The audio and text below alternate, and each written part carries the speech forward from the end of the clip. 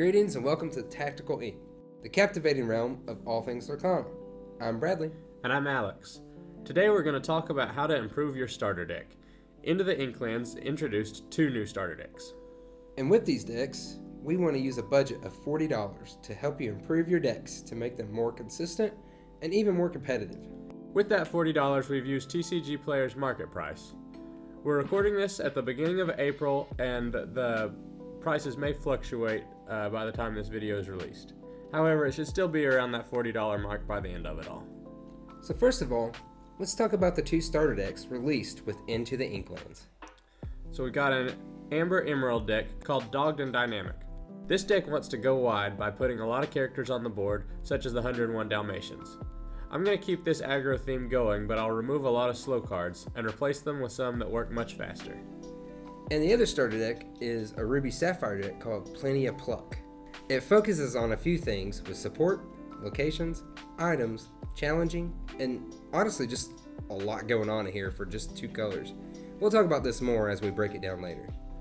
So looking deeper into the decks, let's point out the key cards in each deck and see what these are all about. Looking at our Amber Emerald deck, some of the most important cards are not in the deck yet. However, there's a couple of gems that we already have here. Pluto Friendly Pooch is one of them. He's going to let us play a lot of characters cheaper or even for free. Pluto Bodyguard will be a great shift target for him in the late game. And then Kit Cloud Kicker is an amazing tool to outpace your opponent and keep our questers out of danger. Now looking at our second deck, the Ruby Sapphire deck. Moana Born Leader is one of the biggest key cards in this deck, because this deck likes to challenge, and so using your Moana to ready your characters, it lets them challenge once again. This plays right into another key card, Cimmerian Talisman. You'll be trading characters a lot in this deck with challenges, so this means with the Talisman, you'll be able to draw cards, and that's something this deck doesn't actually have a lot of. So when looking at these decks, we need to add cards to make them better without changing the overall goal of the deck. Reminder, we are also keeping that budget within our $40 range for each deck to improve these decks. So let's look at some cards here with our first deck, Dogged and Dynamic. We want to flood the board with characters, so let's start with some of the best 1-drops in the game.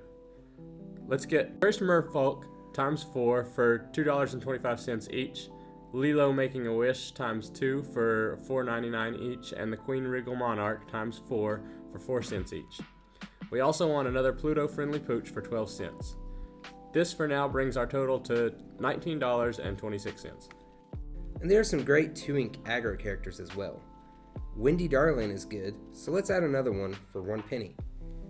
We'll add 3 Flynn Rider Charming Rogues for $1.28 each, and 3 Piglet Pooh Pirate Captains for $1.25 each.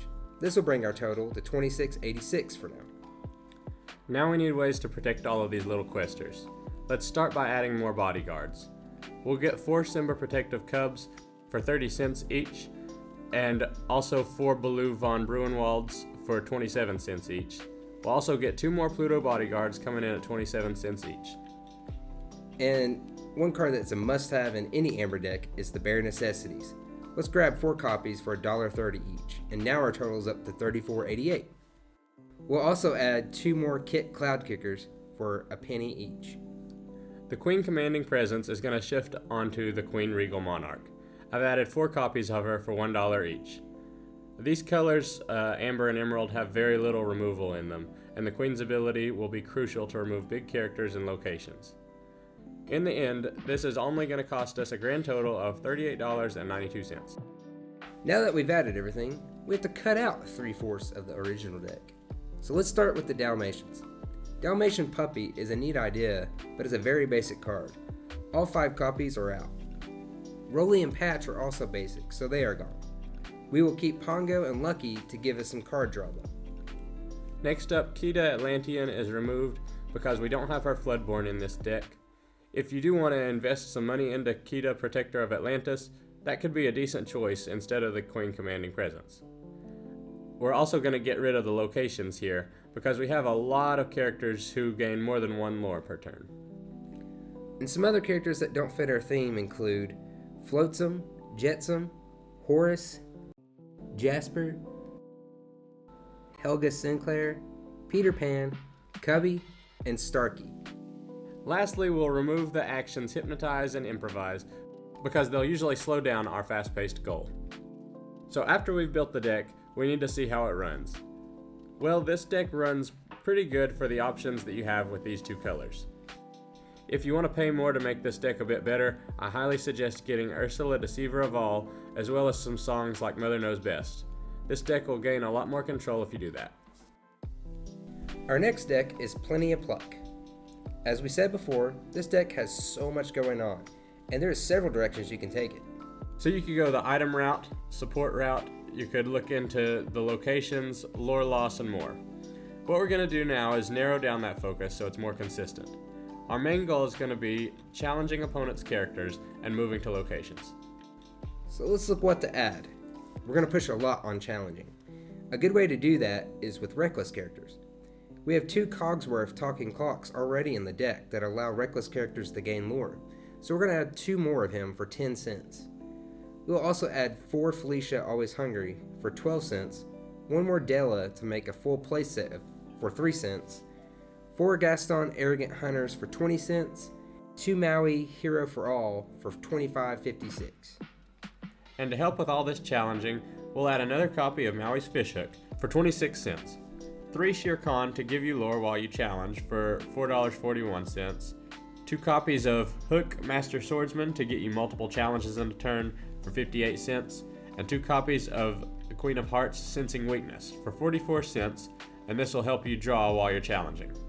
And speaking of drawing cards, we've added 2 copies of Gaston Intellectual Powerhouse for 86 cents.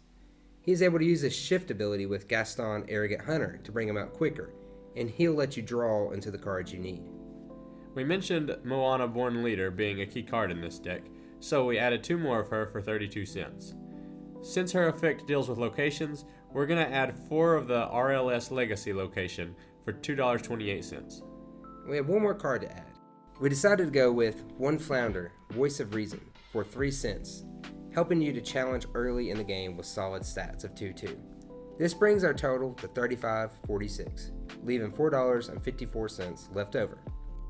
So in total, we've added 30 cards. That means there's a lot to remove. Let's start cutting down the deck by removing the item theme. And there's only a handful of items in this, and not enough to consistently play item support. So let's remove 1 Gyro Gearloose, Gadget Whiz, 1 Scrooge McDuck, Richest in the World, and 2 Scrooge McDuck, Uncle Moneybags. We've also moved from the support and group hug strategies that many DuckTale characters like to use. So we'll remove 2 Dewey Showy Nephews, 1 Huey Savvy Nephew, 3 Louie Chill Nephews, and 2 Maid Marian Delightful Dreamers.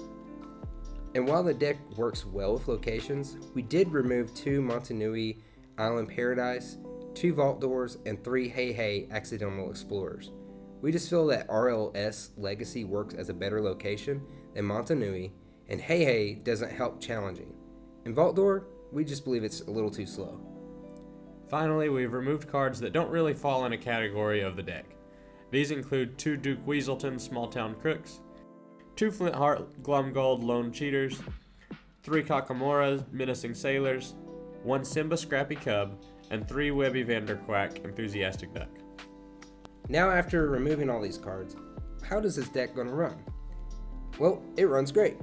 It challenges early aggressive decks, but if an opponent doesn't want to exert their stuff to push their game plan forward, you have options like Cogsworth, who lets you add lore with your reckless characters. You also have your locations that'll add lore for you and be hard for the opponent to get rid of. Shere Khan and Moana Born Leader together can give you so much lore in just 1 turn. And add Captain Hook to that mix, and you'll get a lore engine going. It's very aggro with over 30 cards costing 3 or less ink, and this gives you a lot of options on what to do at the beginning of your game. If your opponent's not wanting to exert their characters, go ahead and play your non-reckless characters, whereas if they're being aggressive, bring those reckless guys out to banish them. And if you want to spice this deck up and want to add a little more to the budget, Jim Hawkins' Space Traveler is a great card to add to this deck, and he'll make it jump up a whole grade level up. Well, that's all for today. What have you done to improve these starter decks? Let us know in the comments below. Be sure to follow us on social media to keep up to date on the latest Tactical Ink news. And also, be sure to like, subscribe, and turn on notifications so you can tune in every Friday for a new episode of Tactical Ink. See you next week.